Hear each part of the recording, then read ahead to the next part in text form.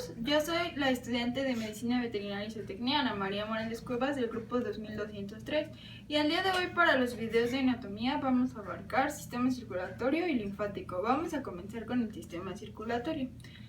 Bueno, hay que saber primero que el componente principal del sistema circulatorio es el corazón, el cual es una bomba que tiene 4 cámaras y 2 aurículas. Aquí tenemos algunos esquemas que vamos a ir explicando a lo largo del video.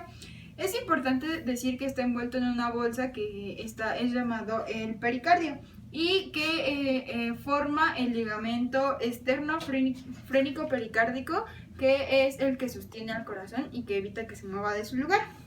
Vamos a comenzar con el primer esquema. Vamos a hacer un pequeño acercamiento para poder explicarlo. En la parte de aquí arriba tenemos lo que es el surco coronario. Esta parte de aquí que tenemos un poquito señalada con verde es la base del corazón. Y en la parte de abajo tenemos el vértice, que es la puntita. Tenemos que está dividido en dos. Ese es el tabique o el septo del corazón, que es un ligamento realmente. Está formado por ligamento. Y aquí tenemos el surco subsinusal y el surco paracondrial. Estas que tenemos aquí son las aurículas. Bien, es importante mencionar que estos dos surcos salen de la base y que en el caso del surco subsinusal va abajo del seno venoso y llega a la mitad, es decir, va directo a las venas. Y va pegado al esternón, el surco subsinusal. En el caso del surco paracondrial, tenemos que llega hasta el vértice izquierdo y va hacia las arterias. En la parte del septo tenemos que es el borde craneal, que es la parte del esternón y que es derecho. Y en el borde caudal o dorsal es izquierdo. Bien. Hay que tener en cuenta que, bueno, si ya nos podemos apoyar un poco de este esquema, pero es complementario de que las partes de las aurículas, como ya lo tenemos aquí, es la cara auricular y esa siempre es del lado izquierdo. Y la cara ventricular, es decir, esta parte de aquí, es del lado derecho siempre. Bien, si vemos a nuestro paciente del lado izquierdo, es decir, de la cara auricular, como ya lo dijimos, vamos a tener un borde caudal y un borde craneal. Si nos guiamos, por ejemplo, de un esquema como estos y ponemos que la cabeza de nuestro paciente está hacia allá, este sería el borde craneal y el borde caudal. Que recordando términos generales de anatomía, ponemos craneal porque está en dirección hacia la cabeza y caudal porque está en dirección hacia la cola. Es importante mencionar siempre que el corazón es un órgano tubular. Con el video de esplagnología explicamos que era un órgano tubular.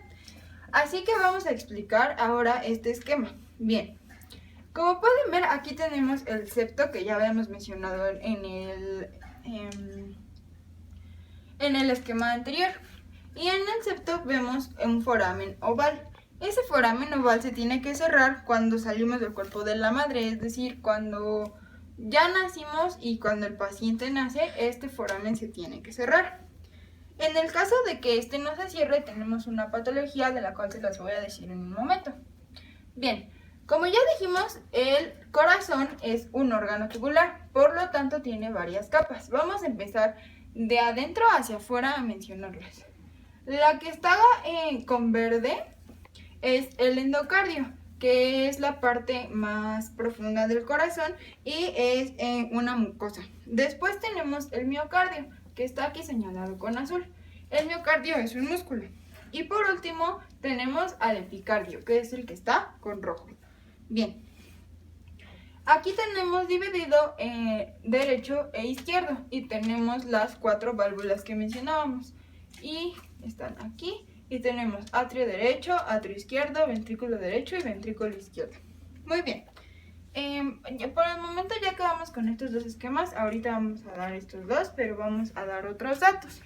Bien, es importante mencionar que el os cardis, que como ya sabemos es el hueso del corazón, que es un tema que se ve en anatomía 1 cuando se está viendo osteología, se forma por la osificación del septo del corazón. En los bovinos, recordemos que es nuestra única especie doméstica que se forma ese hueso. Entonces, este septo de aquí se osifica y se forma el hueso del corazón. Bien, en el caso de nuestras aurículas que tenemos aquí, es importante mencionar que son los reservorios sanguíneos. Y los atrios están delimitados por una válvula que los separa de los ventrículos, que son las válvulas de las que hablábamos al principio. En el caso de la válvula atrioventricular, tenemos a la tricúspide que está del lado derecho. Y la bicúspide está del lado izquierdo, o también la podemos llamar septo mitrial. Bien, estas válvulas tienen cuerdas tendinosas y músculos. Estos músculos son de tipo papilar, es importante mencionar eso, y que permiten que la válvula se abra y se cierre del lado de los ventrículos. Es importante, siempre se abren del lado de los ventrículos. Y bueno, esos son como los datos importantes que están relacionados con estos dos esquemas. Ahora vamos a este esquema que tenemos aquí. Aquí tenemos, como podemos ver, nuevamente las válvulas, y aquí tenemos lo que son las cuerdas tendinosas, de las cuales al final tenemos al músculo papilar. Es muy importante, aquí tenemos una de nuestras primeras aplicaciones del conocimiento. ¿Por qué? Porque el parvovirus, el moquillo, el sarro en los dientes o muchas otras cosas pueden ocasionar que las válvulas no se cierren bien y tengan una insuficiencia cardíaca en nuestros pacientes. Entonces esa es nuestra primera aplicación del conocimiento para el sistema circulatorio. Entre los problemas cardíacos que podemos presentar también, esos los podemos escuchar mientras estamos auscultando a nuestro paciente, son los soplos o las arritmias. Bien. Hay otro problema cardíaco que es bastante común, sobre todo en perros, que es el reflujo sanguíneo. Y es cuando la sangre no se limpia bien y el perro, un síntoma que nos puede decir que puede tener reflujo sanguíneo es que se ponga cianótico o azul, básicamente. Bien, y otro dato aquí muy importante y que es muy importante que sepamos es que la temperatura corporal está dada por el flujo sanguíneo de la sangre. Ahora vamos a hablar de estas válvulas que tenemos aquí. Tenemos unas válvulas que son las válvulas semilunares, las cuales están sobre la arteria pulmonar y la arteria aorta. Eso es importante.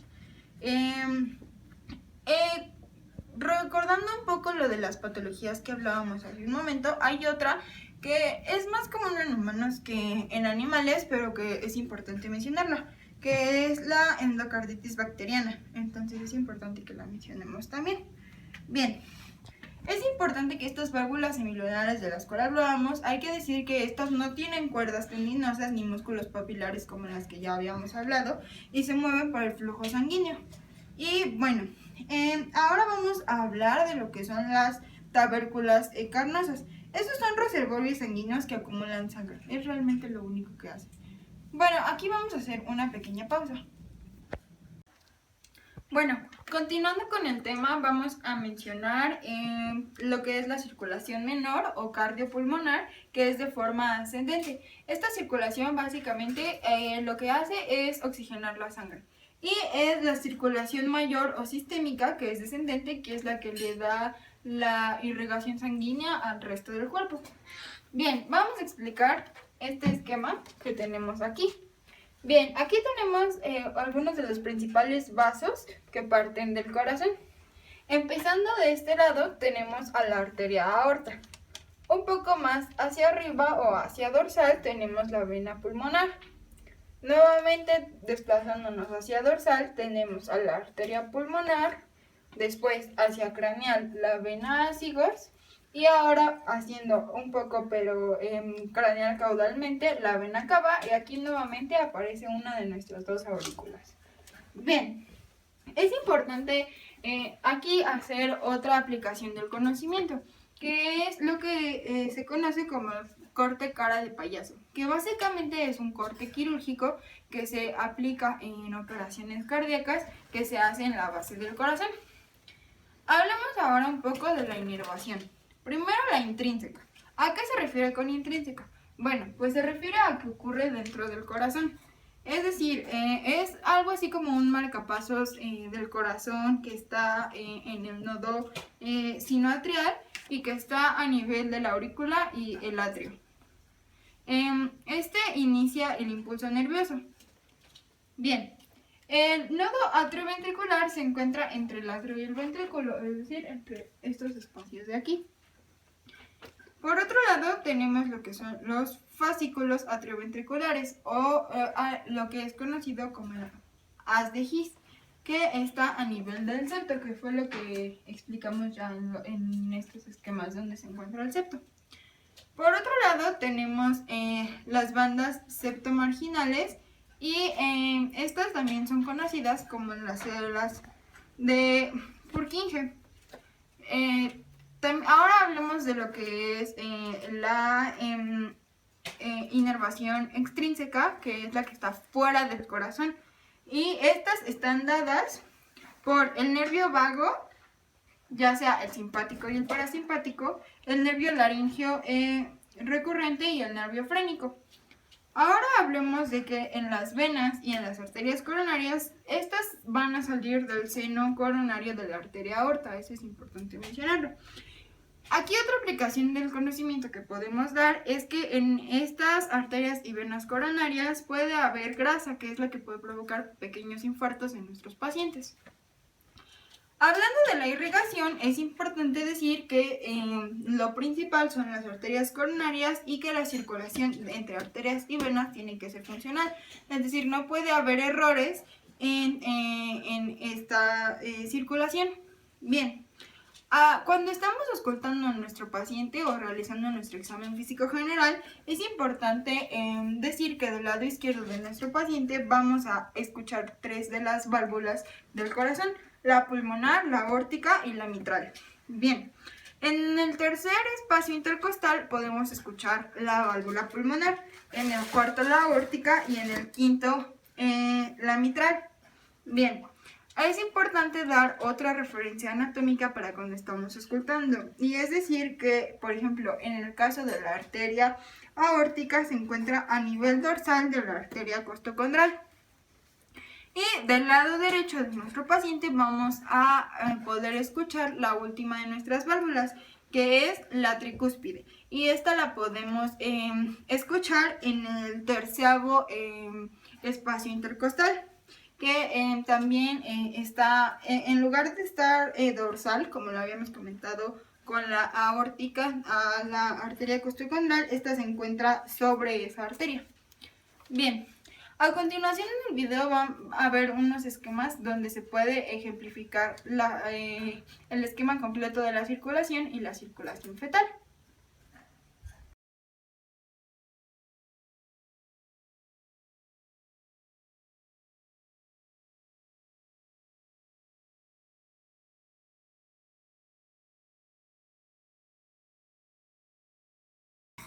Bien, ahora como una parte importante que es necesaria explicar del sistema circulatorio, vamos a hablar del sistema linfático o linfoide.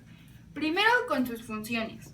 La primera es el retorno del líquido tisular a la sangre por medio de los capilares y los grandes vasos linfáticos. La segunda es que los nodos linfáticos contienen los centros germinales en los que van a llegar los linfocitos, y ahí forman parte del sistema hematopoyético o formador de sangre. Bien, otro es el filtrado de microorganismos a través de las células fagocíticas de los nódulos. Y por último, la formación y almacén de las células del sistema inmunológico. Los linfocitos que ya mencionamos que llegan a los nodos linfáticos se forman en la médula ósea de los huesos largos, que eso, como recordaremos, es tema de anatomía 1 cuando se ve la estructura de los huesos. Bien, ahora hablemos de los tejidos y los órganos linfáticos. Primero tenemos a los órganos linfáticos primarios o órganos linfoides primarios, los cuales son la médula ósea, el timo y, en el caso de nuestras aves, generalizando tanto de ornato como de corral, la bolsa de Fabricio. Ahora tenemos a los órganos linfáticos secundarios, los cuales son linfonodos, vaso, tejido linfoide asociado a mucosas de vísceras y que en el intestino se llaman las placas de Peyer. Bien, ahora tenemos algo muy importante que son las tonsilas o amígdalas, las cuales son depósitos subepiteliales de tejido linfoide de la faringe. Eso es importante también mencionarlo. Ahora, en los linfonodos, o también conocidos en el área de la medicina como ganglios linfáticos, son conjuntos encapsulados de tejido linfático y son localizados a lo largo de todos los vasos linfáticos. Aquí en estos linfonodos o ganglios linfáticos, en un momento vamos a hablar de los cuales son importantes que se palpen en el examen físico general y ver si están de un tamaño regular, si no están inflamados. Entonces ahorita vamos a hablar cuáles son los palpables, sobre todo en pequeñas especies como lo son los carnívoros, perros y gatos. Bien, ahora tenemos que un conjunto de nodos linfáticos es llamado linfocentro. Eso es importante también. Vamos a describir brevemente cada uno de los tejidos y órganos linfáticos que ya mencionamos. Comencemos con los linfonodos. Bien, estos se encuentran intercalados a lo largo de las vías linfáticas y por lo general son ovoides o reniformes.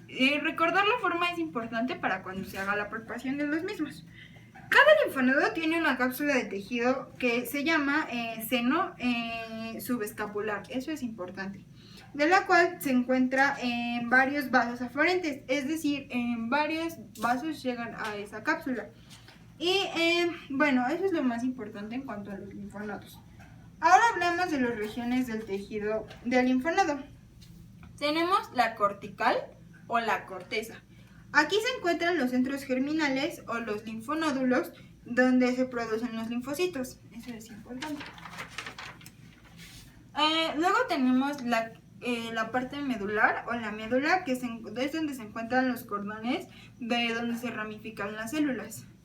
Ahora en estas dos zonas se encuentran fagocitos, eso es importante mencionarlo. Por lo tanto, los linfonodos se oponen o son como una barrera, ponen una barrera para la propagación de infecciones y tumores o cosas que pueden estar afectando al organismo.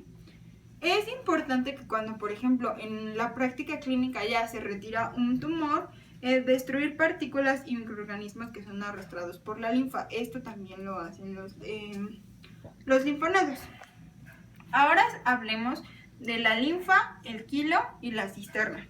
Bien, básicamente estos tres hablan de líquido intersticial que contiene proteínas y moléculas grandes que no pudieron ingresar a los vasos sanguíneos. Este líquido es incoloro, pero al nivel digestivo es de color como blanco pálido, como lechoso. Y recibe el nombre de quilo y se almacena en una cisterna situada al nivel de la segunda vértebra lumbar hasta la última torácica. Y está del lado derecho y es dorsal a la aorta. Eso también es importante mencionarlo. Bien, ahora hablemos del ducto traqueal. Bien. Es un vaso que se encuentra en el cuello, excepto en el caballo. Eso es muy importante mencionarlo porque, como sabemos, en nuestras especies domésticas hay diferencias anatómicas en todos los sistemas. Este toma su origen en los nodos retrofaringeos y funcionan como colectores de la linfa en la cabeza y es drenado en la vena yugular. Eso es importante también mencionarlo. Ahora hablemos del ducto torácico. Ya hablamos del traqueal, hablemos del torácico. Bien, es el de mayor tamaño de toda la colección de la linfa y este proviene de la cisterna del quilo, de la cual ya hablamos. Y este recibe la linfa del abdomen, la pelvis y los miembros pelvianos. Y bien, esta cisterna presenta una forma irregular, no tiene una forma definida y se ubica entre la arteria aorta y las últimas vértebras torácicas y las primeras lumbares. Ahí es donde la encontramos. Recordando un poquito lo que mencionamos anteriormente, ahora vamos a mencionar los linfonodos que son importantes en nuestra inspección clínica cuando hacemos nuestro examen físico general. Los primeros son los linfonodos parotídeos, los segundos los mandibulares, los terceros los cervicales o superficiales. Después tenemos el auxiliar o accesorio, después los inguinales superficiales y uno de los que son más evidentes cuando hacemos nuestro examen físico general son los popliteos. Bien, Tenemos otros que son los nodos semales y estos están colocados en el torrente sanguíneo, por lo que filtran sangre y esto es muy importante, solo existen en rumiantes, como ya lo sabemos, nuestros rumiantes son bovinos, caprinos y ovinos. Ahora hablemos del timo. Bien, el timo es una estructura linfoide que se encuentra en el espacio mediastínico ventral craneal y se divide en corteza y médula. Y se producen los linfocitos T. Aquí es importante que estos linfocitos T que se producen ahí pasen al torrente sanguíneo para su distribución en los órganos linfoides periféricos, que es pues los que se encuentran a lo largo de todo el cuerpo. Y en estos órganos linfoides periféricos es donde los linfocitos T se van a replicar. Su importancia del timo es mayor en animales jóvenes. Esto es importante porque mantiene la competencia inmunológica, sobre todo de cachorritos y de todos nuestros animales domésticos en su etapa joven. Y esto comienza a evolucionar hacia la pubertad hasta que desaparece. Y es importante aquí mencionar que el timo está en una muy grande relación entre la arteria torácica interna tímica y la vena torácica interna. Ahora hablemos del vaso. Bien, este está ubicado en la parte craneal izquierda del abdomen, donde está unido a la curvatura mayor del estómago. Tiene formas diferentes en las especies. De lengüeta en carnívoros, es de una forma irregular en suinos, que son nuestros porcinos, y es mucho más ancho en los bovinos y es de forma triangular. Esto es algo muy raro, pero es algo que sí es muy identificable cuando se ve. Es triangular en los equinos. Bueno, el vaso es un órgano hematopoyético y tiene la pulpa roja, donde hay producción de eritrocitos y elementos celulares de la sangre, y pulpa blanca, que es donde se forman linfocitos vírgenes, macrófagos y células dendríticas. Y su función es básicamente la de almacenar sangre, retirar partículas de circulación y destruir eritrocitos viejos y producir linfocitos. Y ahora vamos a hablar de algo muy importante que se llama linfagiectasia y la ruptura. Esto realmente es la dilatación linfática por obstrucción del drenaje linfático y por compresión o por invasión de células neoplásicas. Esta ruptura solo es importante cuando se presenta en nódulos linfáticos de gran calibre o en el conducto torácico por algún traumatismo o alguna ruptura espontánea. Aquí también le podemos dar aplicación al conocimiento. Bien, otra parte muy importante, por ejemplo, del sistema circulatorio y de conocer la anatomía del corazón y de todos los vasos sanguíneos y todo lo que sucede, es por ejemplo en la especialidad de cardiología, donde esto nos ayuda a realizar estudios complementarios como lo son electrocardiogramas. Entonces esa podría ser otra aplicación del conocimiento. Y pues eso es todo por el video, espero haya quedado claro. Muchas gracias.